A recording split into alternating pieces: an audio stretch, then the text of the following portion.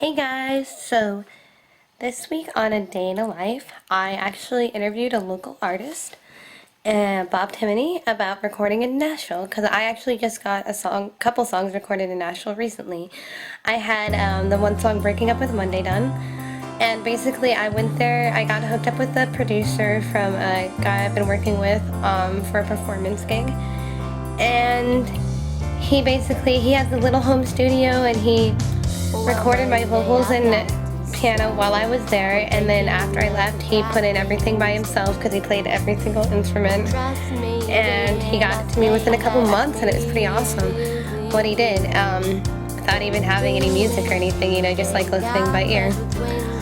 And a lot of the musicians in Nashville, it's kind of cool to go there and record because you can find a lot more musicians there that know how to play every single instrument, and they'll do it for, some of them will do it for hardly, if you don't get the top professionals, some of them will do it for not very expensive. It just depends where you go. The other song I got recorded, my sister did that as a birthday present and had her friend from school who's a really good singer sing it. They did this recording in one day. They learned the piece beforehand, but they recorded everything and produced it in 1 or 2 days. And it sounded awesome, and I was not a part of that process at all. She basically just called me before, asked me, the kind of sound I was going for, what instruments I wanted,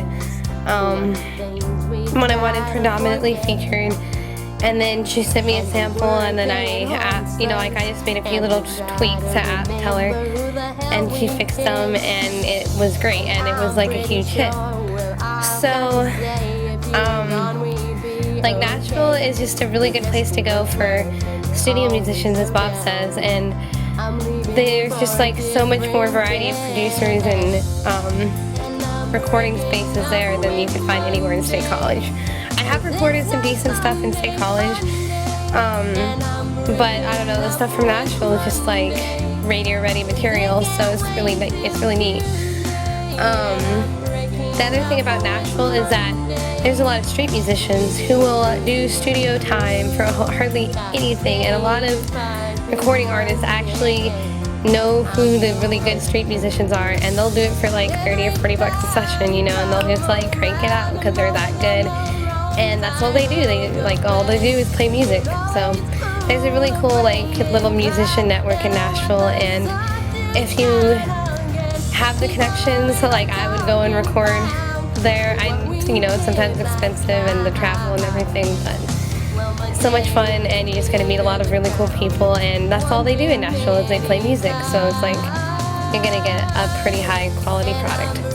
And here's the interview from Bob, and I'm gonna play a little bit of my song again at the end, the Breaking Up with Monday and Broken, and you can find those on my Reverb Nation page, SoundCloud, and Facebook and YouTube. So anyway, next week, probably actually in a few days, I'm going to put up the stuff I got from Summer Express Music Fest, and I actually got interviewed with the Stickers, and I interviewed one of the coordinators of the Ice Cream Fest and another band that I actually forgot the name of, but it'll be in the vlog. So anyway, stay tuned for next week, and the week after that, I'll actually be going to New York to audition for The Voice, and I will do a video vlog on there. So I hope you enjoyed the interview with Bob, and again, leave comments, share. Let me know what you'd like to see in these vlogs too, because I want to know what my viewers want to watch. So anyway, I will see you next week. Thanks.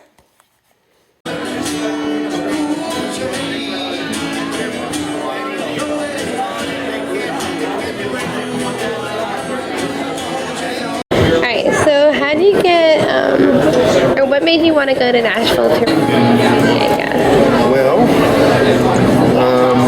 I was looking for studio musicians, and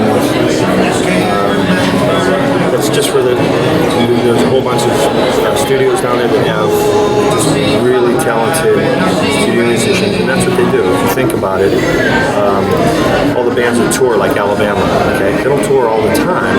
So what do those musicians do when they're not touring? Well, they do studio work.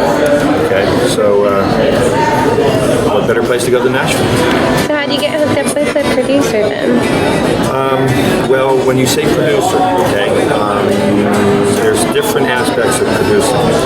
I went down and there's a guy that has a studio and has a network of studio musicians that I was introduced to by Ron Russell, who's in Huntington, and so I used his connections. I mean, I know Mark Frigo, who used to live up here, and he has his own studio down there, but I went with Ron Russell's guy after listening to some of their work, and so, oh my gosh, they were so good.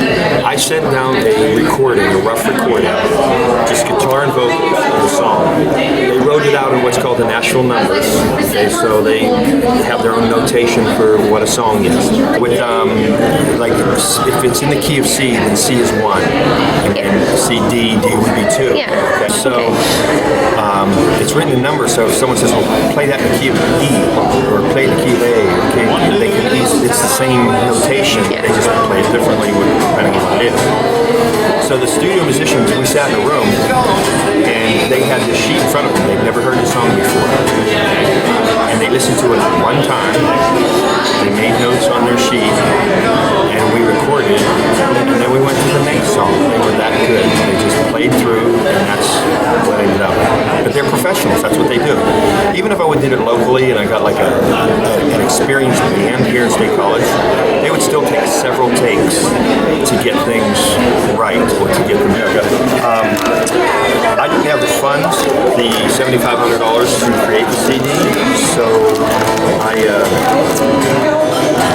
did like a Kickstarter. I did it myself and all that kind of stuff, so that I would have the funds to actually record the CD, and then I delivered the CDs after I was done, and I raised $6,500. What are some like tips you would give to other artists who want to start a Kickstarter campaign? Like what's successful, what's not successful? Tell them up front what you plan to do, why you need the money, and then keep them informed all along the way as far as what your progress is. So that's pretty much it.